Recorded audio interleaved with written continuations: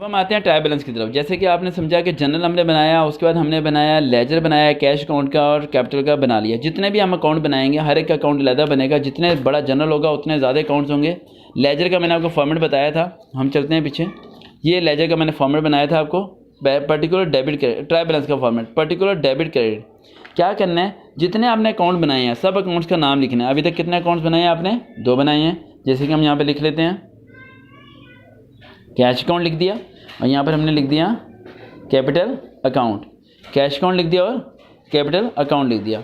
अब कैश का जो सा है अगर आप देखें यहाँ पर, तो कैश की वैल्यू क्या आ रही है आपके पास बैलेंस में, ये देखें ये रहा कैश का बैलेंस क्या आ रहा है 100। कितना आ रहा है?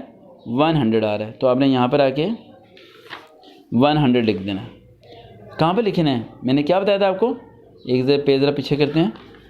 ये देखें बैलेंस आ रहा है डेबिट साइड पर, तो हम बैलेंस कहाँ पे लिखेंगे? क्रेडिट साइड पर लिखेंगे। इसकी कौन सा लिखेंगे? क्रेडिट साइड पर लिखेंगे।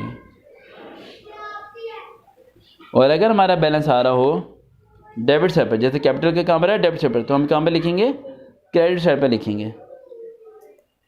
तो इसी तरह कोई और बैलेंस भी होगा जो डेबिट साइड पर आ रहा होगा, क्योंकि दोनों साइडें क्या होनी चाहिए? बराबर। हमने लेजर अभी छोटा बनाया है इसलिए ये दो एक वैल्यूज़ आ रही हैं, लेकिन आगे वैल्यूज़ कुछ वहाँ पर क्रेडिट साइड पर होंगी जो डेबिट साइड पर आएंगी, फिर दोनों साइडें क्या होंगी? बराबर। ट्रायल बैलेंस की दोनों साइडें बराबर होना लाजमी है। पर इस बात को ध्यान में रखना, जितने अकाउंट आपने बनाने हैं अकाउंट्स के नाम लिख देने हैं, यानी जितने लेजर बनाएंगे अगर उन लेजर का बैलेंस डेबिट साइड पर आ रहा है तो आपने यहाँ क्रेडिट साइड पर लिख देना है, और अगर क्रेडिट साइड पर आ रहा है तो आपने यहाँ पर डेबिट साइड पर लिख देना है। समझ आ गया?